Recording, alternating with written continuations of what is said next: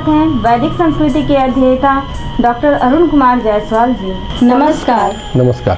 श्रीमद् भगवद गीता के 14वें अध्याय का 14वां श्लोक, यदा सत्त्वे प्रवृद्धे तो प्रलयं याति देहभृत् तदोत्तम विदाम लोकान मलान प्रतिपद्यते। जब यह मनुष्य सत्व गुण की वृद्धि में मृत्यु को प्राप्त होता है, तब तो उत्तम कर्म करने वालों के निर्मल दिव्य स्वर्ग आदि लोकों को प्राप्त होता है। क्या भावों के उठने मात्र से गुणों में परिवर्तन हो जाता है और गुणों में परिवर्तन से लोकों में परिवर्तन हो जाता है? आखिर ये कैसे संभव है? हमें भी बताएं। जब मनुष्य सत्वगुण की वृद्धि में मृत्यु को प्राप्त होता है तो उसे किस लोक की प्राप्ति होती है? भगवान इस श्लोक में कहते हैं, यदि जीवन में सत्व प्रधान है, उस अवस्था में जब देहधारी की मृत्यु होती है तो वह उच्चतम को पूजने वालों के निर्मल क्षेत्रों में जाता है। देहधारी के जीवन में जब सत्व प्रधान होता है और जब वह मरता है तब उच्चतम लोक में जाता है, जो उच्चतम वास्तविकता के ज्ञाता को प्राप्त है। निर्मल शुद्ध लोक जहाँ महान ज्ञाता पहले से गए हुए हैं। सत्य आपको भविष्य के उच्चतम स्तर तक ले जाती है। जब जीवन में सात्विकता है तब ये सब घटित होगा। एक कहानी है, एक राजा थे, तपस्या कर रहे थे। पहले राजा थे, फिर राजपाट छोड़कर तपस्वी हो गए। ये पहले भी हमने कहानी बताई है, लेकिन यहाँ इसकी आवश्यकता है, फिर से हम लोग इसका श्रवण करें। भगवान महावीर के निवास स्थल के पास मगध के सम्राट बिंबिसार रहते थे। मगध पूरे हिंदुस्तान का केंद्र था।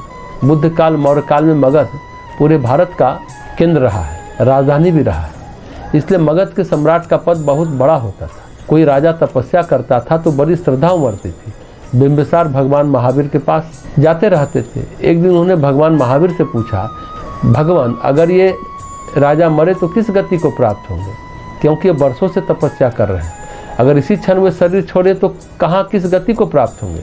तो भगवान महावीर बोले, वो इस समय 7वें नरक में जाएंगे। बिंबिसार को आश्चर्य हुआ, अपने कानों पर भरोसा नहीं हुआ। ऐसा कैसे हो सकता है? इतने वर्षों से तपस्या करने वाला व्यक्ति मरने के बाद नरक को प्राप्त होगा? नहीं भगवान, आप फिर से देखिए, सोच कर बताएं। फिर भगवान महावीर थोड़ी देर में बोले, नहीं, अब तो स्वर्ग को प्राप्त होंगे, देवलोक को जाएंगे, यानी स्वर्गलोक को जाएंगे। फिर बिंबिसार ने पूछा, ये क्या बात हुई? कभी कहते नरक को जाएंगे, कभी कहते देवलोक को जाएंगे। आप अच्छी तरह देखकर बताएं, आप ध्यान से देखकर बताएं। तो फिर भगवान महावीर बोले, अगर इस क्षण में राजा मरते हैं तो ऋषि पद को प्राप्त करेंगे, देवलोक से उन्नत लोक ऋषि लोक, उसको प्राप्त करेंगे। 3 बातें हो गई। थोड़ी बाद महावीर मुस्कुराए, वे किसी लोक को प्राप्त नहीं होंगे। अब उनकी अंतरात्मा परम चेतना में विलीन हो गई है और वे केवल को प्राप्त हो गए। उनकी स्थिति अब किसी लोक की नहीं है। बिंबिसार पूछे, भगवान ये 4 समय की 4 बातों का क्या मतलब है? महावीर बोले, जिस समय तुमने पूछा पहली बार, उस समय राजा के पास एक व्यक्ति खबर लाया, राजन आपके राज्य पर आक्रमण हो गया और आपकी पत्नी और पुत्र का वध हो गया। राजा के अंदर घोर तमस पैदा हुआ और उसने सोचा, मैं अभी शत्रुओं का वध कर दूंगा, और अपने कमर में हाथ डाला, तलवार ढूंढ रहा होगा। उस समय देखा तो वह 7वें नरक की तैयारी कर रहा था। जब उसका हाथ तलवार के लिए कमर पर गया तो उसने देखा, यहाँ तो हम तपस्वी वाला वस्त्र पहने हैं, मुकुट की जगह जटाएं हैं। फिर सोचे, अरे मैं तो तपस्वी हूँ, और उसी क्षण तपस्या में स्थिर हो गए। तमस तिरोहित हो गया। उसी समय वह स्वर्ग के अधिकारी हो गए। लेकिन फिर वह सोचे, नहीं, मैं तो आत्मरूप हूँ। और जैसे जैसे आत्मरूप में स्थिर होते गए, सत्व प्रधान होता गया उनके जीवन में, वैसे वो ऋषि के लोकों के अधिकारी हो गए। स्वर्ग यानी देवलोक से ऊपर ऋषि लोक के वे अधिकारी हो गए। अंततोगत्वा उन्होंने कर्म की सारी कड़ियाँ काट ली, तो एक पल में हुआ तुरंत कैवल्य के अधिकारी हो गए। तो भगवान यहाँ कहते हैं, यदि व्यक्ति सत्व में मरता है तो व्यक्ति स्वर्ग आदि लोक से ऊपर कैवल्य का अधिकारी होता है। ये बड़ी बात है। भाव के बदलने से सचमुच लोक बदल जाता है, विचार बदल जाते हैं, गुण कर्म स्वभाव बदल जाते हैं, प्रवृत्ति बदल जाती है, आदत बदल जाता है, चरित्र बदल जाता है, तो फिर भविष्य भी बदल जाता है। बस भाव बहुत महत्वपूर्ण है। भावना की नींव पर व्यक्तित्व की इमारत खड़ी होती है। श्रीमद् भगवद गीता के 14वें अध्याय का 15वां श्लोक, रजसी प्रलयं गत्वा कर्म संगिषु जायते तथा प्रलीनस्तमसि मूढ़योनिषु जायते। रजोगुण के बढ़ने पर मृत्यु को प्राप्त होकर कर्मों की आसक्ति वाले मनुष्यों में उत्पन्न होता है, तथा तमोगुण के बढ़ने पर मरा हुआ मनुष्य कीट, पशु आदि मूढ़ योनियों में उत्पन्न होता है। एक प्रश्न है, कि किस गुण के वशीभूत होने पर कौन मनुष्य योनि को प्राप्त होता है और कौन कीट पतंगा आदि की योनि में उत्पन्न होता है। मेरा भी एक प्रश्न है, दुख का मुक्ति से या ईश्वर के समीप पहुंचने से क्या संबंध है? भगवान इस श्लोक में कहते हैं, जब कोई रजस प्रधान स्थिति में मरता है तो ऐसे व्यक्ति जब जन्म लेते हैं तो वे कर्म के प्रति आसक्त रहते हैं। मृत्यु के समय जो तमस प्रधान होता है मूढ़ या मूर्ख योनि में जन्म लेता है। मनुष्य से निम्नतर योनियों में पैदा लेते हैं। जीवन के क्रम विकास के मापदंड से तमोगुण वाले को नीचे जाने का भय है। पश्चिम में जब भी इस विषय को लिया जाता है तो इस पर आपत्ति उठाई जाती है। जैसे कोई व्यक्ति स्त्री या पुरुष एक जानवर के रूप में जन्म ले सकता है। पश्चिम में मानव से निम्नतर योनियों में तथा मनुष्य योनियों के बीच एक बहुत बड़ी खाई मानी जाती है। वास्तव में पश्चिम में माना जाता है कि जानवरों में कोई शरीर आत्मा होती ही नहीं है। यह उनका सिद्धांत है। भारत में यह सिद्धांत है कि उनमें भी शरीर आत्मा है, केवल उनके शरीर इतने विकसित नहीं है कि वे शरीर आत्मा का सौंदर्य व्यक्त कर सकें। मानव शरीर में हम इसे बेहतर व्यक्त कर सकते हैं। हमारे यहाँ इस प्रकार का भेद मनुष्यों और मनुष्यों से निम्नतर प्रजातियों में नहीं किया जाता। इसलिए एक जीवात्मा अपने कर्म के अनुसार मनुष्य या उससे हीनतर योनियों में जन्म ले सकती है। यदि कर्म की मांग है कि उसे सब वासना या उसकी आंतरिक इच्छा पूर्ति के लिए जानवर की देह प्राप्त करनी चाहिए, तो मानव से हीनतर अस्तित्व की स्थिति में जन्म लेने से कोई रोक नहीं सकता। इस शिक्षा की प्रकृति यही है कि जो मनुष्य और मनुष्य से हीनतर योनियों के स्तर के खाइयों से मुक्त है। यहाँ एक निरंतर अस्तित्व की शिक्षा दी जाती है और यह दृष्टि आधुनिक क्रम विकास के विचार से निकटतर है कि स्त्री या पुरुष या व्यक्ति सभी निम्नतर स्थिति से उच्चतर स्थिति में आए हैं। यदि यहाँ कोई उपयुक्त आचरण नहीं करता, यदि किसी की वृत्ति ऐसी है तो उनके लिए जानवर शरीर ही संतोषजनक है और उपयुक्त भी है। ऐसे व्यक्ति को जानवर शरीर में जन्म लेना होता है। हो सकता है कोई इस बात को पसंद न करे, लेकिन ये नियम किसी के पसंद या नापसंद की चिंता नहीं करता। वह व्यक्ति तो विवश है। पश्चिमी देशों में इस तरह के प्रश्न किए जाते हैं, मान ले मैं मर जाता हूँ तो क्या गोरे लोगों के देश में पैदा लूँगा अथवा काले लोगों के देशों में या निगरों के देश में। यह भय है। बहुत अच्छे कार्य किए तो गोरे लोगों में जन्म नहीं दोगे। किसी भी व्यक्ति के भविष्य का जीवन केवल उसने जो विचार रखे हैं, जो भी कार्य किए हैं, केवल उस पर निर्भर है।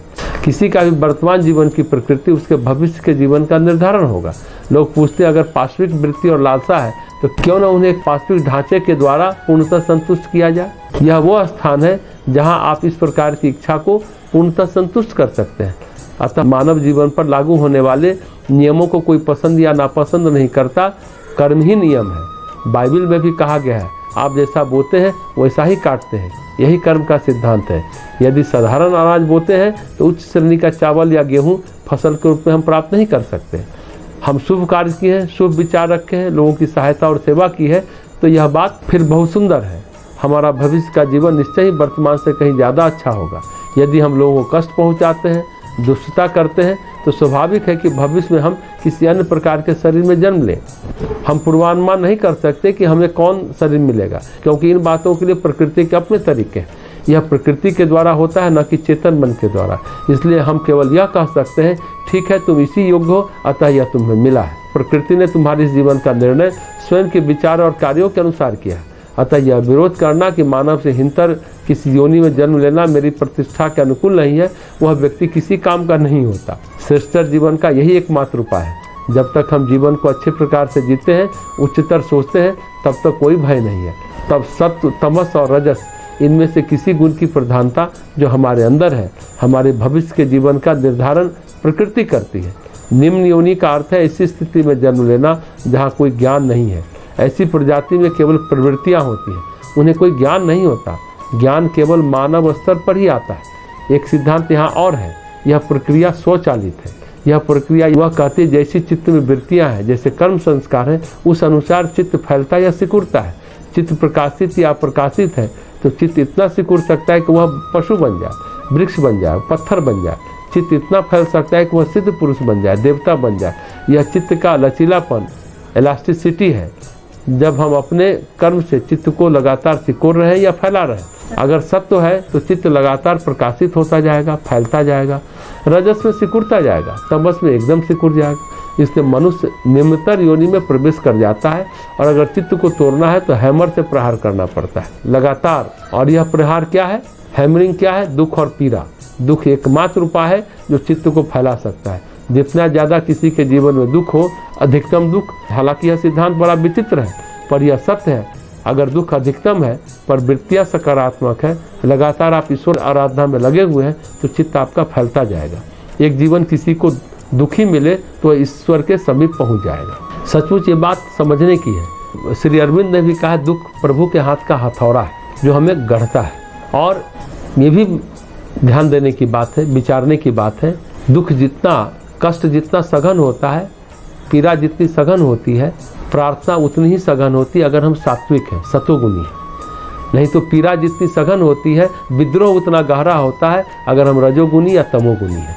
तो ये बात समझना चाहिए कि दुख हमारे लिए एक तरह से पॉजिटिव भी है कि हम और हल्का होते जा रहे हैं। हमारे ऊपर जो बैगेज है, जो बोझ है कर्मों का, वो हटता जाता है दुख को अगर हम सकारात्मक ढंग से लेते हैं। ये बड़ा विचित्र तो है, लेकिन ये सत्य है। हाँ, अगर हम इसे पॉजिटिवली ले तो हम ज़्यादा सुखी होने के स्थिति में हैं, ज़्यादा शुभता की ओर बढ़ते चले जा रहे हैं। इस बात को हमें जीवन में गांठ की तरह बांध लेनी चाहिए।